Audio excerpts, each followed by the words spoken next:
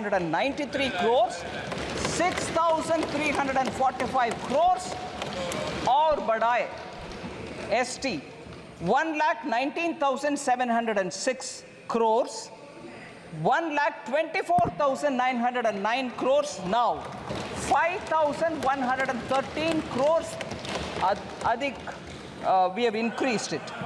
Women 2,38,220 crore पिछले साल, इस साल 3,27,158 crore, 88,938 crores ज़्यादा दिए हैं इस साल में. सर, इस विषय में थोड़ा ऑनरेबल स्पीकर ध्यान से आपके सामने विषय रख रही हूं. SC/ST का एलोकेशन कम हो गया है, ऐसे प्रश्न पूछने वाले से मैं पूछना चाहती हूं. कर्नाटका की कांग्रेस गवर्नमेंट ने SC/ST फंड से बजट में 9,980 दिए हुए बजट से 4,301 करोड़ ट्राइबल सब प्लान से निकाला गया. उसका पता नहीं चल रहा कहां गए. So far of the total, Karnataka government has spent 2,228 crore, including 1,587 crore from the SC/ST sub-plan and 641 crore from the tribal sub-plan specifically. God knows where this is going. Because this has been questioned in Karnataka itself by the leader of the opposition and the media. I want to ask माननीय former chief minister Charanjit Channi ji, आपके leader से बात करिए, कर्नाटका में जाकर के SC का हालात के ऊपर प्रश्न पूछिए. इधर पूछने का आवश्यकता नहीं है, उधर कांग्रेस गवर्नमेंट में हो रही है इतनी सारी घपला. फिर कर्नाटका से एक और विषय सर, जरूर मैं मानती हूं कांग्रेस में SC के विषय में बात करने वाले हर नेता कर्नाटका आज ही जाए, पूछ ले कि क्या हो रही है. SC के पैसा को निकाल करके प्राइवेट अकाउंट में डाला जा रहा है, किसी को मालूम नहीं हो रहे. SC के ऊपर इधर लेक्चर हो रही है. वाल्मीकि विषय, कर्नाटका महर्षि Valmiki scheduled tribes development corporation scam, बड़ा सा स्कैम सर. इसमें सर विषय देख लीजिए, कितना इंटरेस्टिंग बात. Normally government stands up to say no गपला, क्या आरोप लगा रही हो, सॉरी, ऐसे बात करने के लिए सरकार के पक्ष में से खड़े होते हैं. मगर उधर नाम नहीं ले रहा हूं, मुख्यमंत्री जी खड़े होकर के बोल रहे हैं, अरे भैया वो 187 करोड़ नहीं है, सिर्फ 89 करोड़ से जो गपला है, मगर not 187 crore but only 89 crore. ये देख लीजिए क्या कॉन्फिडेंस. यही कांग्रेस है. गपला करो, फिर आर्ग्यू करो, बोलो कि 189 नहीं है भैया, जस्ट 89 है, छोड़ दो. SC का पैसा सर, ST का पैसा सर, दोनों उधर गपले हो रही है, मगर इधर SC के ऊपर लेक्चर हमें दे रहे. SC के ऊपर चीफ मिनिस्टर पंजाब के प्रश्न पूछ रहे.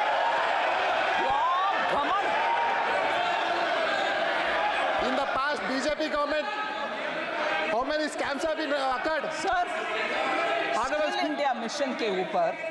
स्किल इंडिया मिशन के ऊपर honourable member Abhishek Banerjee, honourable member OIC ji और वरुण चौधरी जी ने प्रश्न पूछा.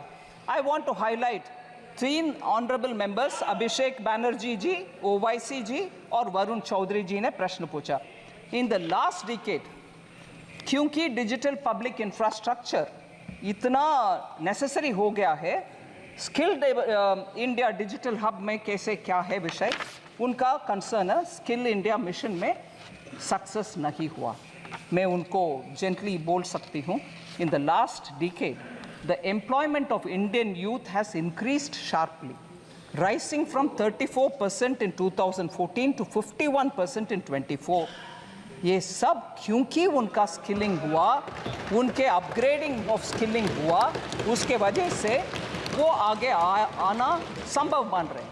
और इस बार बजट के द्वारा 5 स्कीम्स का package PM skill for youth और एम्प्लॉयमेंट फॉर यूथ के पैकेज के द्वारा इसको और आगे बढ़ाएंगे। यूथ के लिए हम काम करेंगे। और हमारे position sir world skills competition में 19th पोजीशन में थे हम 2017 में स्किलिंग में। आज 11वीं पोजीशन में 11th रैंक में आ गए हैं bye 2020। Sir 3 members have spoken on poverty and global hunger index. Poverty and global hunger index, Kumari Shelja ji, Durai Vaiko ji, or Gurmeet Singh ji. Sir, I want to first of all, with all humility and modesty, say flawed indicators such as the global hunger index for India's sake may not work out. I'm not saying because you have raised a point, but I'll tell you why. In सबके विश्वसनीयता, I'll try to say it in Hindi, sir. मैं इस global hunger index की विश्वसनीयता पे कुछ बात रखना चाहती हूँ। हाँ, मैं प्रश्न रखना चाहती हूँ। हाँ, मैं जो विषय मैं क्वेश्चन के द्वारा जवाब दे रही हूँ। Conflict ridden countries sir, Pakistan जैसे कंट्रीज को, सूडान जैसे कंट्रीज को भारत से आगे रैंकिंग कैसे मिल रहा है सर? अफ्रीकन नेशंस में आज भी उनका पर कैपिटा इनकम भी कम है। फिर पाकिस्तान में आज तक आटा के क्यों, मैं I am not saying it in a sense of you look at them they are suffering, no, I don't want them to suffer, but it is a reality. Today they are not able to obtain even basic food. Here 80 crore लोग के लिए भारत देश में मुफ्त में हम अनाज दे रहे हैं, फिर भी हंगर इंडेक्स में हाई है। ये कैसे ये विश्वसनीयता स्थापित करेंगे? Sir, household savings will do. Household savings at 50-year low, while household debt has been increased. Sri Honorable MP Abhishek Banerjee ने ये प्रश्न पूछा।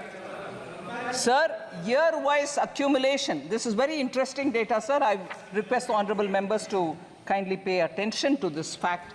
Net financial savings of the household sector from 8.32 lakh crores in 2013-14 has risen to 14.16 lakh crores in 22-23. Net financial savings of the household sector.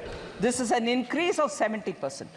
Household savings in the form of physical assets. Bank में fixed deposit में cash रखना एक चीज है, मगर घर खरीदना या घर में विस्तार करने के लिए कमरा बनाना वो अलग विषय है. Today in the form of physical assets, sir, construction of houses or other immovable properties increased from 14 lakh crores in 2013-14 to 35 lakh crores in 22-23. It clearly indicates a shift of savings in the form of physical assets rather than in the form of financial assets. The registered investor base at the National Stock Exchange has tripled from March 2020 to 2024 to 9.2 crores of Indians 31 March 2024 tak. So potentially translating into 20% of India's households now are channeling their household savings into financial markets. ये हम ध्यान में रखना चाहिए. Sir,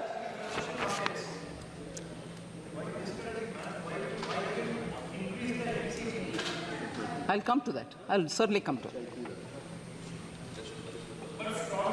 Sir, Honorable Speaker, sir, I'm almost coming to the end, sir, but one or two important points.